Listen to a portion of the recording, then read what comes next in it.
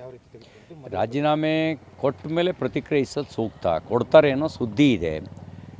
ರಾಜಕಾರಣದಲ್ಲಿ ಕಪ್ಪಿಂದ ಲಿಪ್ಪಿಗೆ ಇರುವ ಅಂತರದೊಳಗೆ ಏನು ಬೇಕಾದ್ರೂ ಆಗ್ಬೋದು.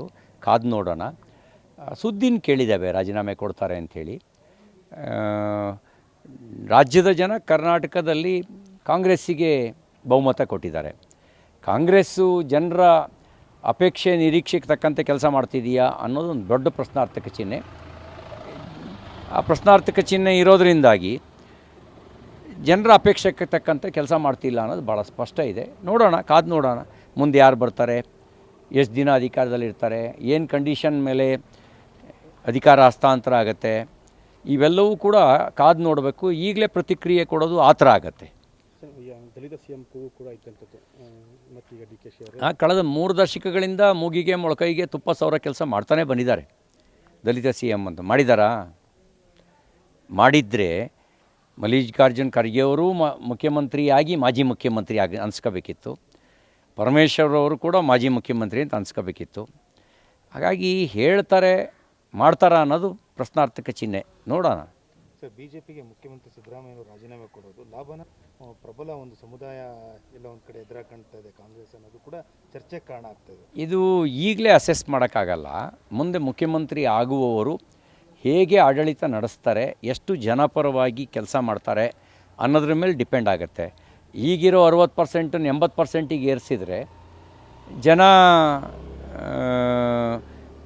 ಬೇರೆ ರೀತಿಯಲ್ಲೇ ಯೋಚನೆ ಮಾಡ್ತಾರೆ. ಹಾಗಾಗಿ ಮುಂದೆ ಮುಖ್ಯಮಂತ್ರಿ ಆಗೋರಾದರೂ ಒಳ್ಳೆ ರೀತಿ ಆಡಳಿತ ಕೊಡಲಿ ಅನ್ನುವಂಥ ನಿರೀಕ್ಷೆ ಇಟ್ಕೊಳ್ಳೋಣ. ಆದರೆ ವಿಶ್ವಾಸ ಇಟ್ಕೋಬೇಡಿ, ನಿರೀಕ್ಷೆ ಇಟ್ಕೊಳ್ಳಿ. ನಾನೇ ಯಾವಾಗಲೂ ಅಂದರೆ ಸಿದ್ದರಾಮಯ್ಯನವ್ರು ಹೇಳ್ತಾ ಇದ್ರು ಪೂರ್ಣಾವಧಿ ಮುಖ್ಯಮಂತ್ರಿ ಅಂತ ಹೇಳ್ತಾ ಇದ್ರು. ರಾಜೀನಾಮೆ ಕೊಡೋ ಹಂತಕ್ಕೆ ಬಂದಿದೆ ಸರ್. ಅಲ್ಲ, ನೀವು ಕೊಟ್ಟ ಮೇಲೆ ಪ್ರತಿಕ್ರಿಯಿಸೋದು ಸೂಕ್ತ. ನೀವು ರಾಜೀನಾಮೆ ಕೊಡೋಕ್ಕೆ ಮುಂಚೆನೇ ಎಷ್ಟೋ ಮುಖ್ಯಮಂತ್ರಿಗಳು ರಾಜೀನಾಮೆ ಕೊಟ್ಟು ವಾಪಸ್ ತಗೊಂಡಿರುವಂಥ ಉದಾಹರಣೆಗಳು ಇದ್ದಾವೆ. ಹಾಗಿರಬೇಕಾದ್ರೆ ಈಗ ಏನಾಗುತ್ತೆ ಅಂತ ನೋಡೋಣ. ಈಗ ದೆಹಲಿಗೆ ಹೋದವರು ಕೆಲವರು ಹಾಲಿಯಾಗಿ ಬಂದಿರ್ತಾರೆ, ಕೆಲವರು ಮಾಜಿಯಾಗಿ ಬಂದಿರ್ತಾರೆ. ಬಂದಮೇಲೆ ನೋಡೋಣ. ಈಗ ತಕ್ಷಣಕ್ಕೆ ಪ್ರತಿಕ್ರಿಯೆ ಕೊಡೋದು ಸೂಕ್ತ ಅಲ್ಲ ಅಂತ ನನಗನ್ಸುತ್ತೆ. ರಾಷ್ಟ್ರ ರಾಜಕಾರಣಕ್ಕೆ ಸಿದ್ದರಾಮಯ್ಯ ಬರಕ್ಕೆ ಹೇಳಿದ್ದಾರೆ ಅಂತ ಹೈಕಮಾಂಡ್ ರಾಜ್ಯಸಭೆಗೆ ಒಪ್ಕೊಂಡಿಲ್ಲ ಅಂತ. ಈ ಎಲ್ಲವೂ ನಾವು ಊಹಾಪೋಹಗಳು, ಖಚಿತವಾಗಿ ಯಾರೂ ಹೇಳಿಲ್ಲ. ಖಚಿತವಾಗಿ ಹೇಳೋವರೆಗೂ ಕೂಡ ನಾವು ಪ್ರತಿಕ್ರಿಯಿಸೋದು ಆ ಥರ ಆಗಿಬಿಡುತ್ತೇನೋ ಅಂತ ನನಗನ್ಸುತ್ತೆ. ಹೆಂಗೂ ಊರಿಗೆ ಬಂದವಳು ನೀರಿಗೆ ಬರಲೇಬೇಕು ಅಂತ ಒಂದು ಗಾದೆ ಮಾತಿದೆ. ಕಾದು ನೋಡೋಣ. ಯಾವ ರೀತಿ ತೆಗೆದುಕೊಂಡು ರಾಜೀನಾಮೆ ಕೊಟ್ಟ ಮೇಲೆ ಪ್ರತಿಕ್ರಿಯಿಸೋದು ಸೂಕ್ತ. ಕೊಡ್ತಾರೆ ಅನ್ನೋ ಸುದ್ದಿ ಇದೆ. ರಾಜಕಾರಣದಲ್ಲಿ ಕಪ್ಪಿಂದ ಲಿಪ್ಪಿಗೆ ಇರುವ ಅಂತರದೊಳಗೆ ಏನು ಬೇಕಾದ್ರೂ ಆಗ್ಬೋದು. ಕಾದು ನೋಡೋಣ. ಸುದ್ದಿನ ಕೇಳಿದ್ದಾವೆ ರಾಜೀನಾಮೆ ಕೊಡ್ತಾರೆ ಅಂಥೇಳಿ. ರಾಜ್ಯದ ಜನ ಕರ್ನಾಟಕದಲ್ಲಿ ಕಾಂಗ್ರೆಸ್ಸಿಗೆ ಬಹುಮತ ಕೊಟ್ಟಿದ್ದಾರೆ. ಕಾಂಗ್ರೆಸ್ಸು ಜನರ ಅಪೇಕ್ಷೆ ನಿರೀಕ್ಷೆಗೆ ತಕ್ಕಂತೆ ಕೆಲಸ ಮಾಡ್ತಿದೆಯಾ ಅನ್ನೋದು ಒಂದು ದೊಡ್ಡ ಪ್ರಶ್ನಾರ್ಥಕ ಚಿಹ್ನೆ. ಆ ಪ್ರಶ್ನಾರ್ಥಕ ಚಿಹ್ನೆ ಇರೋದರಿಂದಾಗಿ ಜನರ ಅಪೇಕ್ಷೆಗೆ ತಕ್ಕಂತೆ ಕೆಲಸ ಮಾಡ್ತಿಲ್ಲ ಅನ್ನೋದು ಭಾಳ ಸ್ಪಷ್ಟ ಇದೆ. ನೋಡೋಣ, ಕಾದು ನೋಡೋಣ. ಮುಂದೆ ಯಾರು ಬರ್ತಾರೆ, ಎಷ್ಟು ದಿನ ಅಧಿಕಾರದಲ್ಲಿರ್ತಾರೆ, ಏನು ಕಂಡೀಷನ್ ಮೇಲೆ ಅಧಿಕಾರ ಹಸ್ತಾಂತರ ಆಗುತ್ತೆ, ಇವೆಲ್ಲವೂ ಕೂಡ ಕಾದು ನೋಡಬೇಕು. ಈಗಲೇ ಪ್ರತಿಕ್ರಿಯೆ ಕೊಡೋದು ಆ ಥರ ಆಗುತ್ತೆ.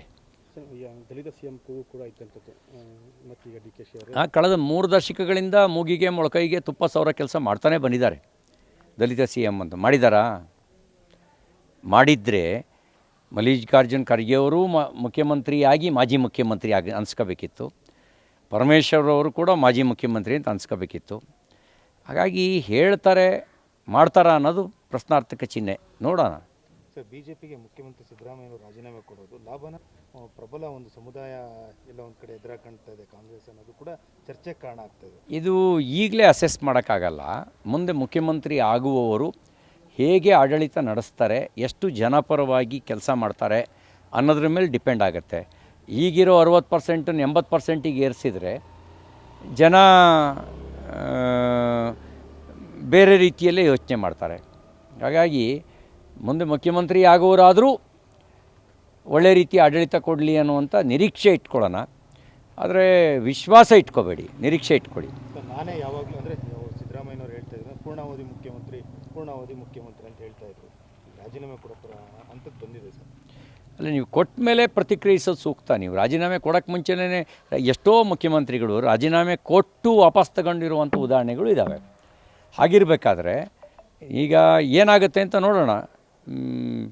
ಈಗ ದೆಹಲಿಗೆ ಹೋದವರು ಕೆಲವರು ಹಾಲಿಯಾಗಿ ಬಂದಿರ್ತಾರೆ, ಕೆಲವರು ಮಾಜಿಯಾಗಿ ಬಂದಿರ್ತಾರೆ. ಬಂದಮೇಲೆ ನೋಡೋಣ. ಈಗ ತಕ್ಷಣಕ್ಕೆ ಪ್ರತಿಕ್ರಿಯೆ ಕೊಡೋದು ಸೂಕ್ತ ಅಲ್ಲ ಅಂತ ನನಗನ್ಸುತ್ತೆ.